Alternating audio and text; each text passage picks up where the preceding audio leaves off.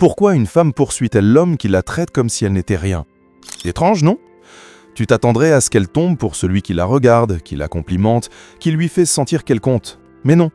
Celui qu'elle ne peut pas oublier, c'est celui qui ne la regarde même pas. Celui qui passe devant elle sans fléchir, comme si elle faisait partie du décor.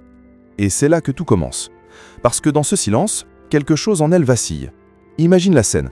Une femme entre dans une fête. Les conversations se figent, les regards se tournent, les rires s'interrompent. Elle connaît cette sensation, celle d'être le centre du monde.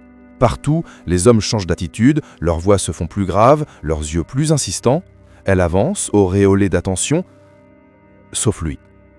Lui, il ne bouge pas. Il lève à peine les yeux de son verre, il fait défiler l'écran de son téléphone comme si sa présence ne valait pas la peine d'un effort. Et soudain, la reine du moment se sent invisible.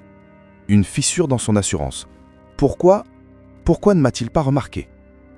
Ce doute devient un poison lent, un parfum qu'elle ne peut plus respirer sans penser à lui. Parce qu'au fond, l'indifférence c'est plus fort que la flatterie. C'est plus rare.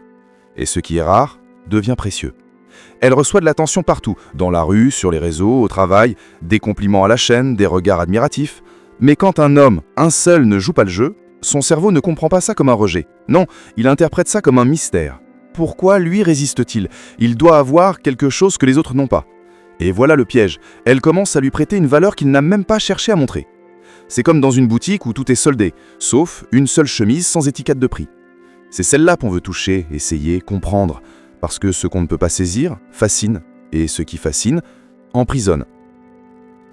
Ce n'est plus seulement une question d'attirance, c'est une lutte invisible contre son propre ego. Elle, qui a l'habitude d'être désirée sans effort, se retrouve face à une absence qu'elle ne contrôle pas. Et l'absence devient une obsession. Plus il se tait, plus elle parle. Plus il s'éloigne, plus elle avance. Le manque devient moteur, le silence un appel. C'est ainsi qu'elle commence à le poursuivre. Pas parce qu'il lui donne quelque chose, mais parce qu'il ne lui donne rien. Parce que ce rien est devenu tout. Ce mécanisme porte un nom, le système de récompense variable. C'est la même psychologie que celle des casinos. Un jour tu gagnes, le lendemain tu perds. Et c'est cette incertitude qui te rend accro. Quand un homme est toujours présent, toujours prévisible, il devient comme un décor familier. Confortable, oui, mais sans saveur. L'autre, celui qui disparaît parfois, celui qui ne répond pas toujours, celui qui semble ailleurs, lui, il déclenche le feu. Parce que chaque fois qu'il revient, c'est comme une victoire. Et ton cerveau, sans même que tu le saches, associe cette montée d'émotion à lui. L'attente devient un plaisir, l'absence, une drogue. Quand il la regarde enfin, c'est une explosion intérieure. Quand il s'éloigne, c'est une chute. Quand il revient, c'est un soulagement. Ce cycle de tension et de relâchement, c'est de la chimie pure, pas de l'amour, pas encore. Une dépendance émotionnelle. Et plus elle en souffre, plus elle s'attache, parce que le cerveau humain ne cherche pas la paix, il cherche l'intensité. Et c'est là que se joue tout le paradoxe. L'homme constant rassure, mais en rassurant, il endort. L'homme imprévisible déstabilise, mais en déstabilisant, il enflamme. Et cette flamme, même si elle brûle, devient impossible à éteindre. Tu vois, dans cette danse étrange entre l'intérêt et l'indifférence, celui qui parle le plus devient celui qu'on entend le plus. Celui qui donne peu devient celui qu'on désire le plus. Parce que dans ce peu, elle projette tout. Avant de continuer, prends une seconde. Si tu veux comprendre les dynamiques invisibles qui chaponnent les relations, si tu veux percer les mécanismes cachés derrière l'attraction, alors abonne-toi. Pas pour suivre, mais pour apprendre à ne plus te perdre dans les illusions.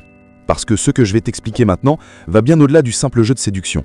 On entre dans le territoire des addictions émotionnelles. Le cœur humain ne tombe pas à l'amour du bonheur, il tombe à l'amour du manque. Et c'est ce manque savamment orchestré par l'indifférence qui transforme un simple inconnu en obsession. Le mystère, c'est la plus vieille arme du monde. Et celui qui le manie sans effort détient un pouvoir que peu osent comprendre. Mais ce n'est que le début, car dans le prochain souffle de cette histoire, tu vas découvrir pourquoi ce pouvoir ne vient pas de ce qu'il fait, mais de ce qu'il ne fait pas. Et si je te disais que le véritable piège ne se cache pas dans ce qu'il lui donne, mais dans ce qu'il lui retire? Car plus un homme se tait, plus une femme invente, et dans ce silence, elle crée une histoire. Ce n'est plus lui qu'elle poursuit. C'est l'idée qu'elle s'est faite de lui. C'est ainsi que commence la dépendance émotionnelle, douce et invisible comme un poison lent. Un jour, il est présent. Il rit, il écoute. Il lui accorde cette lumière rare qui fait battre son cœur plus vite. Le lendemain, il disparaît. Pas de message, pas de signe, pas de raison. Elle attend, rafraîchit son écran, repasse les conversations, et au moment où elle se dit qu'il ne reviendra plus, il réapparaît. Calme, charmant, comme si rien ne s'était passé. Et c'est là que le piège se referme. Car son cerveau, déjà en manque, reçoit soudain une récompense. Cette alternance entre absence et retour crée un circuit d'adrénaline. Elle ne tombe plus amoureuse d'un homme, mais d'une émotion. L'incertitude devient sa drogue, l'espoir sa chaîne. Et plus il l'ignore, plus elle veut comprendre pourquoi. C'est la loi du manque. Ce qui fuit attire plus que ce qui s'offre. Elle pourrait avoir tout l'amour du monde d'un homme stable, loyal, constant, mais son cœur, lui, s'accroche à celui qui la déstabilise. Parce que la constance rassure, mais l'instabilité excite. Chaque silence devient une énigme à résoudre, chaque regard esquivé une promesse cachée. Et sans s'en rendre compte, elle bascule. Ce n'est plus de l'intérêt, c'est une course contre elle-même. Elle veut réparer le déséquilibre, prouver qu'elle peut encore plaire, reprendre le contrôle. Mais plus elle essaie, plus elle s'enfonce. Lui, de son côté, n'a presque rien à faire. Il n'a qu'à être là, puis disparaître. Et chaque absence le rend plus grand, plus fort, plus mystérieux. C'est ce qu'on appelle l'inversion des rôles. Habituellement, c'est l'homme qui court, qui prouve, qui espère être choisi. Mais quand il se retire, sans colère ni explication, tout change. L'équilibre s'inverse. Elle, la femme désirée, devient celle qui désire. Et cet échange silencieux de pouvoir est bien plus violent qu'il n'y paraît. Parce que l'être humain ne valorise jamais ce qui vient trop facilement. Ce qu'on obtient sans effort, on finit toujours par le mépriser. Mais ce qu'il faut conquérir, ce qu'il faut mériter, on le garde, on le protège, on s'y attache. Lorsqu'une femme doit battre pour attirer l'attention d'un homme, son esprit crée une justification. S'il est si difficile à atteindre, c'est qu'il en vaut la panne. Et cette simple phrase devient une prison. Chaque effort la pousse à s'attacher davantage. Chaque tentative renforce sa conviction qu'il a une valeur unique, même si au fond, elle ne sait pas pourquoi. C'est la mécanique du sacrifice. Plus on investit, plus on croit. Et plus on croit, plus on s'attache. Petit à petit, elle ne cherche plus un homme, elle cherche une victoire, une validation. Elle veut redevenir celle qu'il remarque, celle qu'il ne peut ignorer. Et cette quête devient plus importante que lui-même. Pendant ce temps, lui garde son calme. Il n'a rien à prouver. Son indifférence n'est pas un masque, c'est une arme silencieuse. Chaque fois qu'il reste impassible, elle s'agite un peu plus. Chaque fois qu'il se tait, elle parle davantage. Et sans le savoir, elle alimente le feu qu'il a allumé sans même le vouloir. Ce pouvoir, ce n'est pas le pouvoir de l'arrogance, c'est le pouvoir de l'équilibre émotionnel. Le vrai pouvoir n'est pas de plaire, c'est d'être capable de ne pas chercher à plaire. Et si tu écoutes encore, c'est peut-être parce qu'au fond de toi, tu sais que cette vérité te touche aussi. Parce que chacun de nous a déjà couru après une absence, espérant qu'un jour elle nous regarde enfin. Alors si tu veux comprendre la suite, si tu veux découvrir pourquoi ce silence agit plus fort qu'un cri, reste bien jusqu'à la fin. Car ce que tu vas entendre ensuite n'explique pas seulement pourquoi certaines femmes tombent, mais pourquoi elles ne se relèvent plus. Mais ce n'est pas seulement le silence qui la piège, c'est ce qu'il brise en elle. Car lorsqu'un homme refuse de nourrir l'ego d'une femme habituée à être admirée, il ne fait pas que la frustrer, il la renverse. Et ce renversement, c'est le cœur du piège.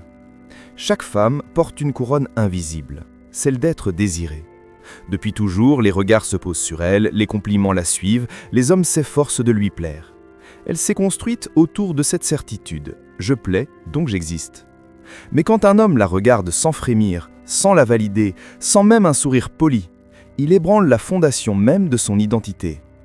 Et soudain, cette reine se sent déchue. Le coup n'atteint pas son cœur, il atteint son ego.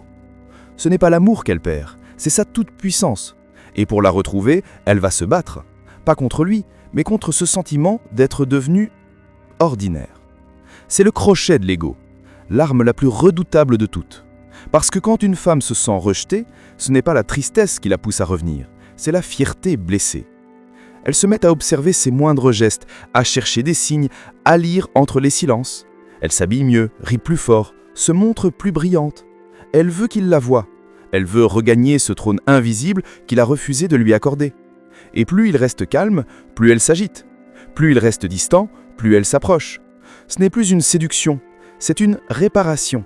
Une tentative désespérée de prouver qu'elle est toujours cette femme que personne ne peut ignorer. Son esprit, pourtant lucide, se tord sous cette tension.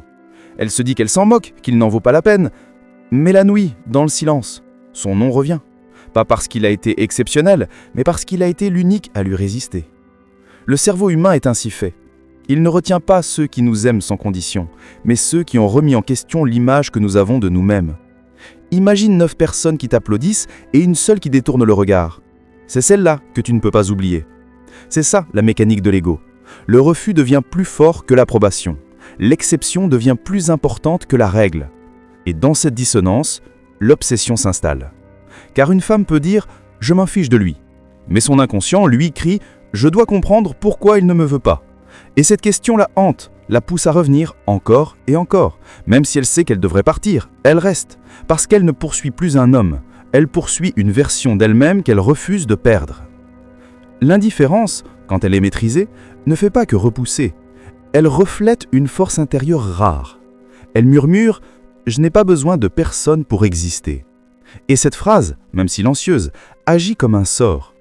Elle attire car elle dégage ce que la plupart recherchent sans jamais l'atteindre, la paix intérieure, l'assurance tranquille, la puissance muette. Ce n'est plus de la séduction, c'est de la domination émotionnelle. Un pouvoir qui ne s'impose pas, mais qui s'impose de lui-même. Parce que l'homme qui n'a rien à prouver devient celui que tout le monde veut convaincre. Celui qui ne cherche pas à plaire devient celui qui fascine. Et ce calme, ce détachement, cette souveraineté silencieuse devient la chose la plus désirable du monde.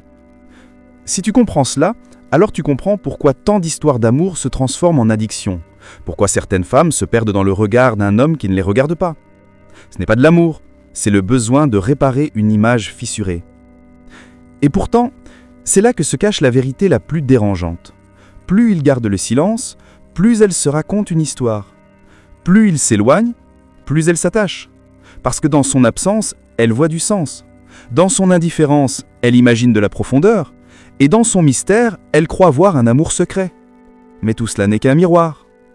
Elle ne court pas après lui, elle court après l'idée d'elle-même qui l'a fait vaciller. Et tant qu'elle n'aura pas repris ce pouvoir, elle restera prisonnière. Reste attentif, parce que dans la dernière partie, tu vas comprendre comment ce silence, ce simple refus d'entrer dans le jeu, devient une arme d'attraction absolue. Pas une manipulation, une révélation, celle du vrai pouvoir, celui qui n'a rien à prouver et que pourtant tout le monde veut comprendre. Le vrai secret, c'est que l'indifférence n'est pas une stratégie, c'est une posture. Ce n'est pas un jeu pour rendre jaloux ni une manière de contrôler. C'est un langage silencieux, celui de quelqu'un qui n'a plus besoin d'être validé pour exister. Et c'est ce langage-là que la plupart ne comprennent pas, parce qu'il dérange. Imagine un homme dans une pièce pleine de monde. Tout le monde cherche à plaire, à être vu, à être choisi. Lui, non. Il observe calmement, sans se presser, sans chercher à impressionner qui que ce soit. Il n'a pas besoin de la lumière, car il est déjà en paix avec son ombre. Et c'est cette paix-là qui attire toutes les tempêtes. Car l'indifférence, la vraie, n'est pas froideur, c'est maîtrise. C'est le pouvoir tranquille de celui qui n'a rien à prouver, mais tout à offrir. Et lorsqu'une femme croise ce genre d'homme, quelque chose change dans son regard. Elle ne voit pas de la distance, elle voit une force, une stabilité rare, un mystère qu'elle ne peut résoudre. C'est paradoxal, mais plus il s'efface, plus sa présence s'impose.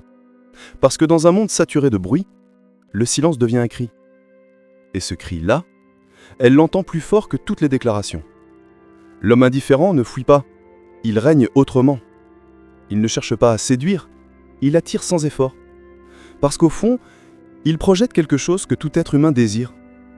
Le contrôle de soi, la liberté intérieure, l'autosuffisance. Et voilà la vérité que peu osent admettre. Celui qui n'a pas besoin de plaire devient celui qu'on veut plaire à tout prix. Parce que son calme renvoie aux autres leur propre vide. Son silence devient un miroir où chacun voit ses manques, ses doutes, ses failles. Et c'est cela le véritable magnétisme. Pas les mots, pas les gestes, mais cette assurance subtile qui dit sans parler « je n'ai besoin de personne pour exister ». Alors, quand il reste impassible face à la beauté, elle se demande pourquoi. Quand il ne répond pas à ses jeux, elle croit qu'il cache quelque chose. Et plus elle cherche, plus elle s'égare. Parce qu'il ne joue pas à être mystérieux. Il est simplement libre. Et cette liberté-là, dans un monde d'égo affamé, devient une forme de pouvoir absolu.